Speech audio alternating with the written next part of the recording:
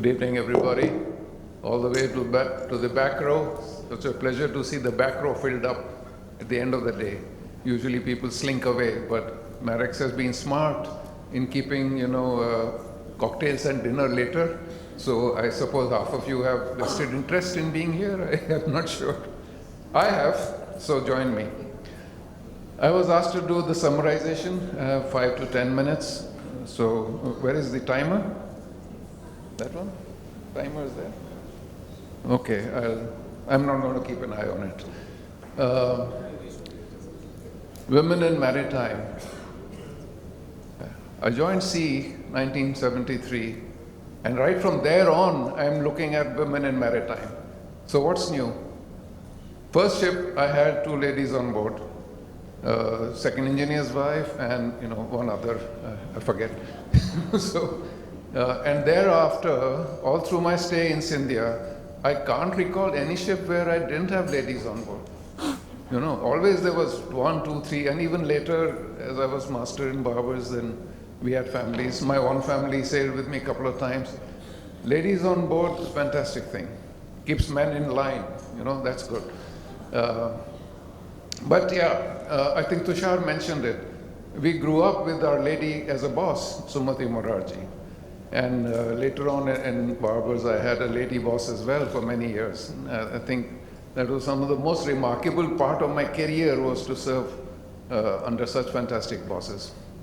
So lots have been said since 2:30 or 3 o'clock in the afternoon when we started. For you, it's gone into your short-term memory. We need to keep this thoughts which have been expressed here longer in our memory, put them in our long-term memory. After all, why do we come to these kind of conferences? The idea is to hear other sides of the story than what we already have in our own minds, to develop perspectives, and maybe lead to change of thinking. And if we are not able to review those thoughts which have been expressed here on this stage in our mind over and over again, then it's a lost cause. Then we step out of here, have our cocktails, dinner, and push off, end of story.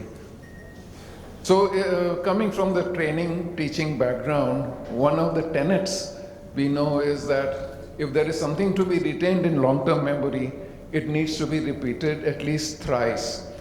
I will say that again. So something to be repeated in the long-term memory, to be retained in the long-term memory, it needs to be repeated at least thrice. How many times have I said that? Once more, okay? Something to be retained in long-term memory must need to be repeated thrice. You have heard stuff that was on the stage. Some things have been repeated already a number of times. What my effort will be to repeat it one more time, so then we can have it firmly embedded in our memory, and later on, subconscious thinking leading to maybe changed perspectives and achievement of objectives. And what the objective is for this conference, please? Anybody? You can pipe up. What are we here for? Women in maritime. Yes, we want to take this step much further up than what is exist last 20 years or now. When Kamal asked me, okay, do the summarization, I readily agreed, but I didn't know that, well, I kind of knew, it's going to be a challenge. It's a trap, actually. For a summarizer, you have to be here on time from the very start, first speaker, and then keep your ears and eyes open all through, no breaks, but I cheated a little bit. Such goodies outside, how can you resist? So anyway, what I will probably do is just rewind the clock and start with what we finished, so that is very fresh in the memory. Our last session was sharing of experiences by our 3 ladies over here, so engrossing. A few notes, a few key words that I managed to sort of jot down, excuse me, and some thoughts around that. So Ishita, you were asked a question, what's the most famous thing about Hamirpur? Was that answered?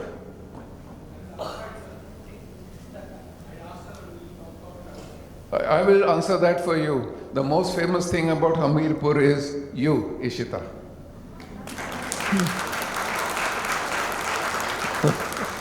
The first lady seafarer from that lovely place. I salute you. Okay?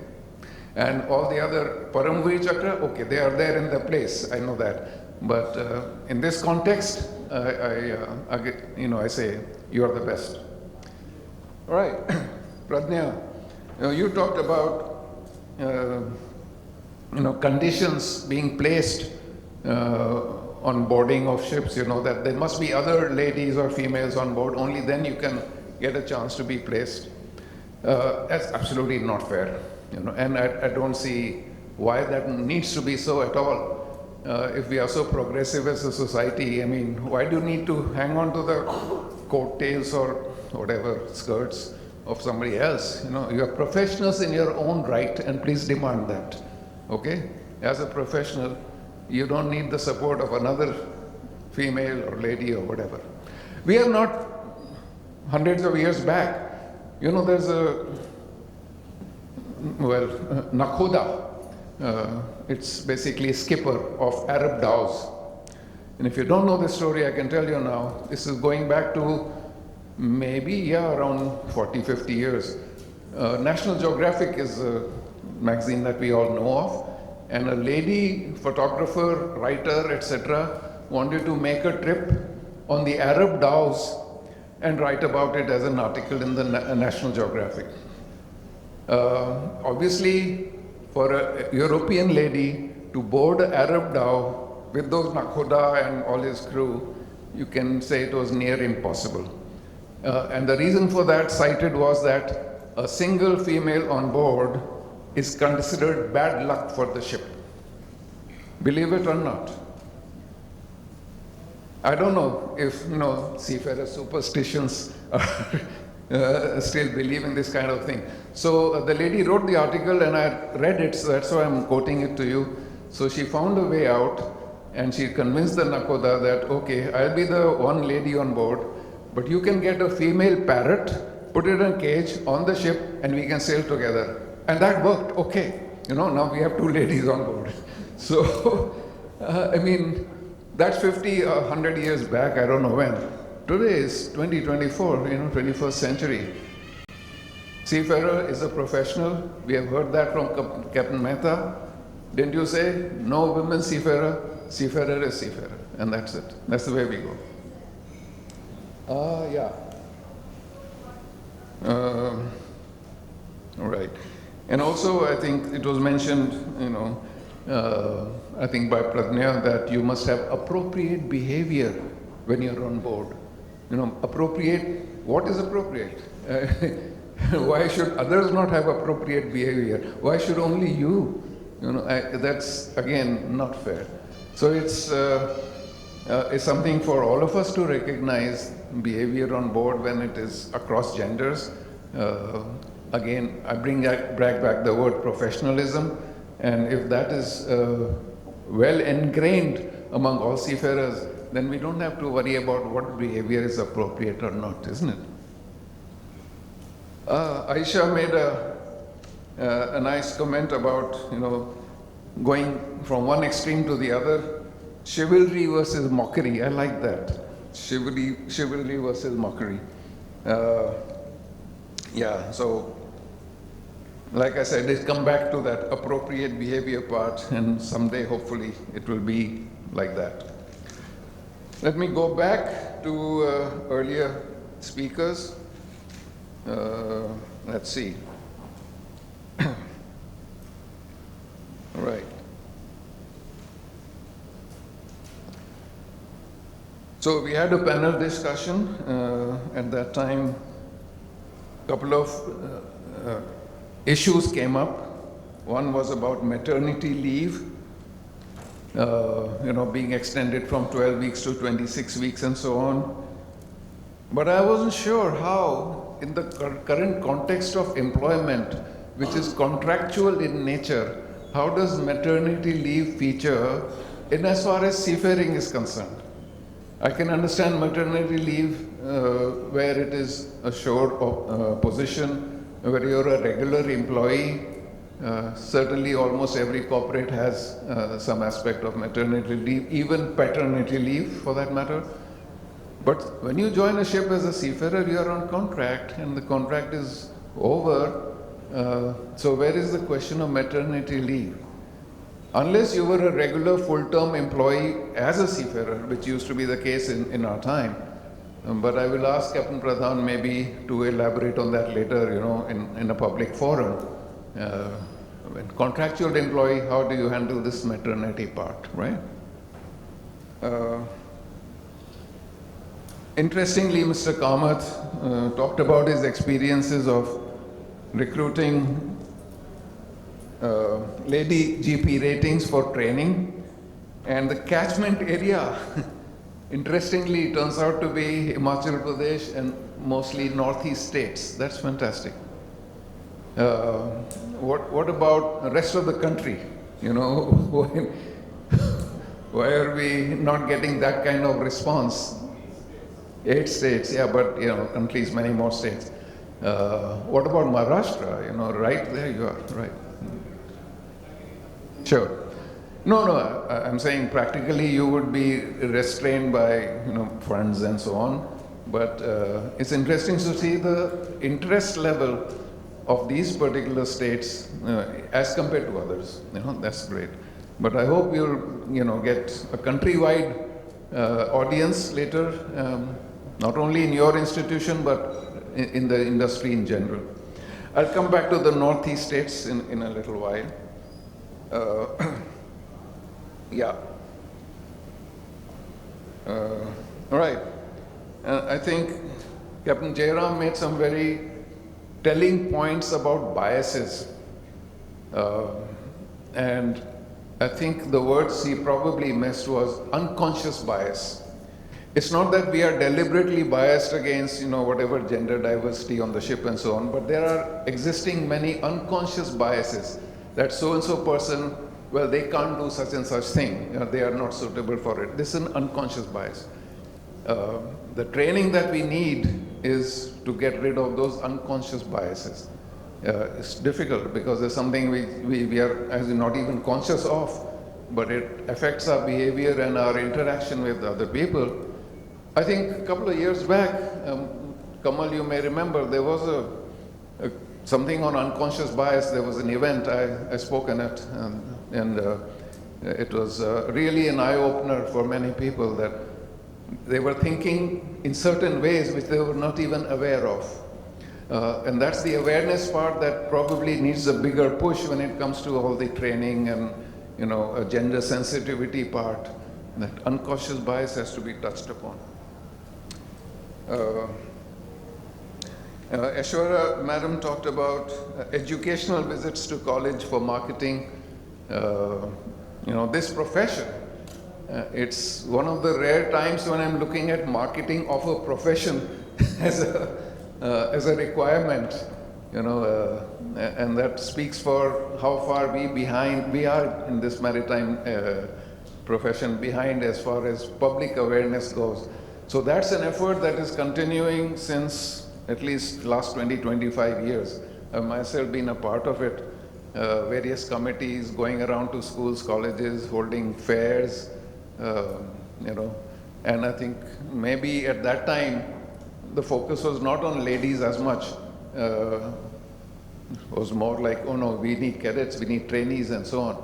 But now I think that marketing effort has to expand further on, as Madam has already, Ashwarya Madam already talked about. Okay, 3 minutes over. Yeah. Then we come to the debate, hotly debated topic. I think it was a self-defeating topic. So even though Captain Daniel Joseph and Deepak, they were throwing the rule book all the time, we have this rule, we have this rule, we have this act, whatever. I think they were firmly defeated. I don't know where the poll results are out, but I myself stand proudly vote, not enough is being done. So, pardon me, Daniel Joseph sir, in the back, back there, but yeah, no, we appreciate all the effort administration, regulators are doing to bring parity, gender parity into the industry, absolutely. It's a matter of implementation and acceptance by the industry. So it's not like the administration is at fault here or they are lacking in any way. It's the rest of us. The rest of us, I say that. And once again, all those unconscious biases, we got to dump them overboard and get to going with, yeah, you know, seafarer is seafarer. Lady, man, doesn't matter. Capable to the job, of the job, professional, that's all we want. Okay. Yeah, but there were some clear-cut issues about fees and affordability of the training, you know, and the subsidies and so on.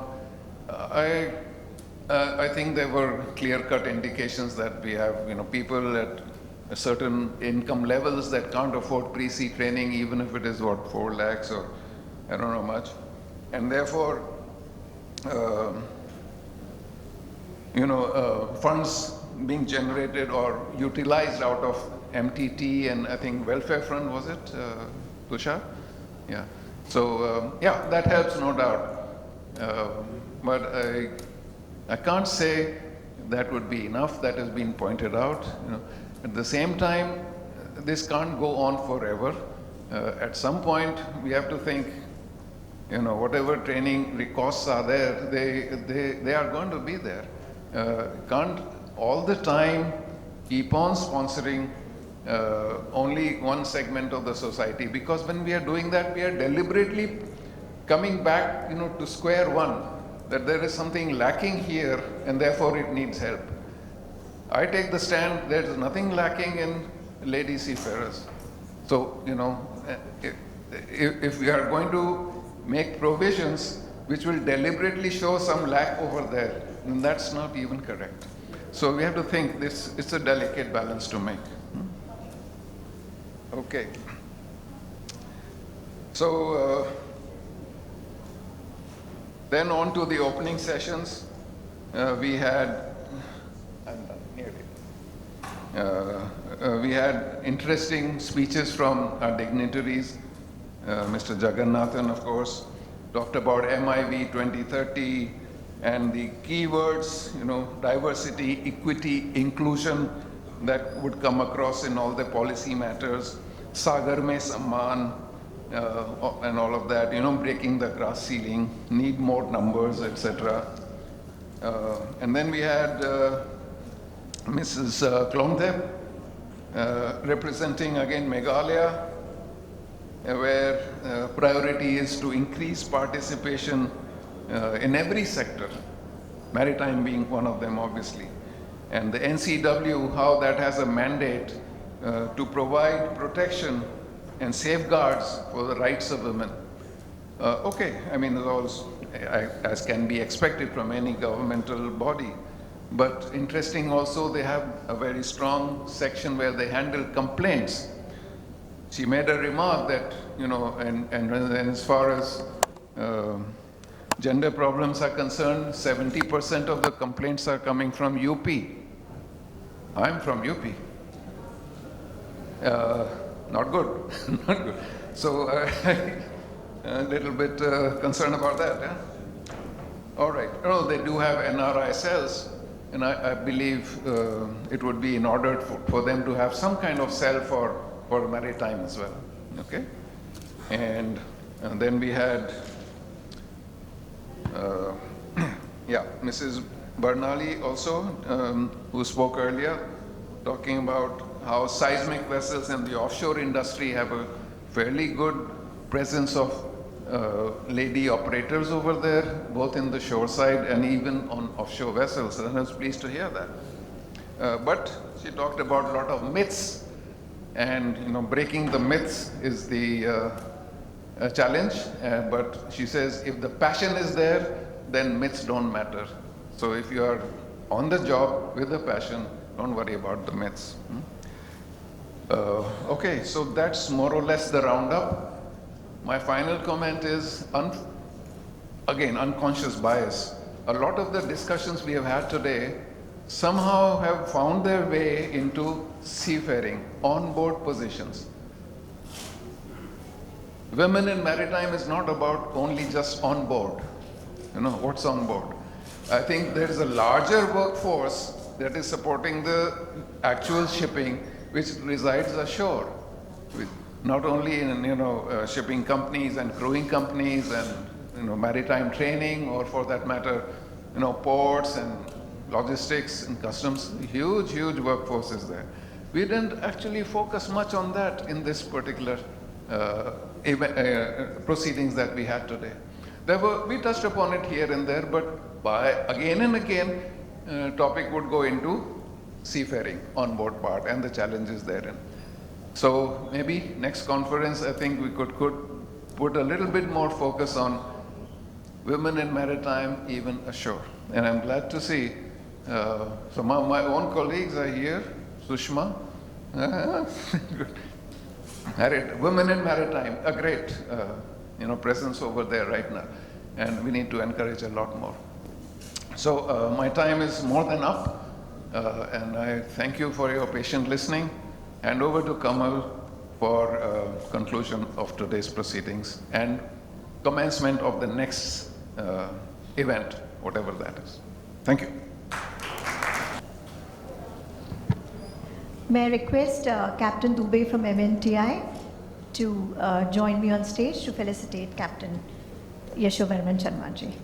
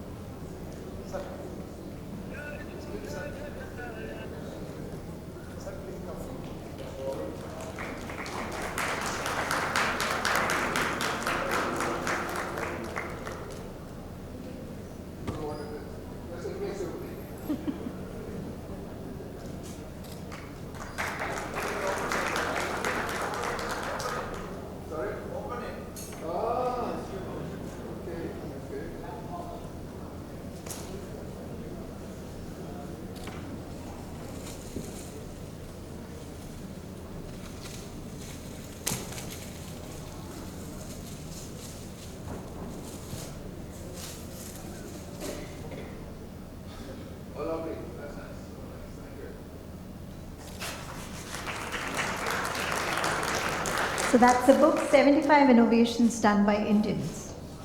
75 innovations by India. Okay, wonderful.